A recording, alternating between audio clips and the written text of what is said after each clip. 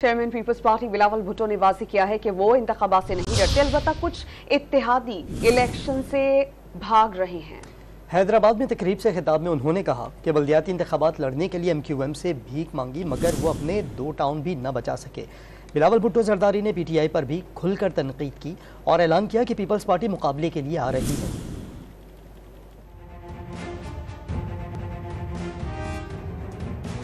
मुकाबला करना जरूरी है। सियासत में कहा जाता है कि आप डरते हो तो आप मरते हो। हमारे शहीद रानी को शहीद किया हम पीछे नहीं हटे। हम तब भी मुकाबले के लिए तैयार थे। अपने कंधों पे लाशें उठा के इलेक्शन लड़ने के आदी है। हमने ना माजी में इलेक्शन से भागे हैं ना आज इलेक्शन से भाग रहे हैं। हाँ, अगर हमारा चंद इत्तेहादी इलेक्शन से भाग रहे हैं तो उनको भागने दे।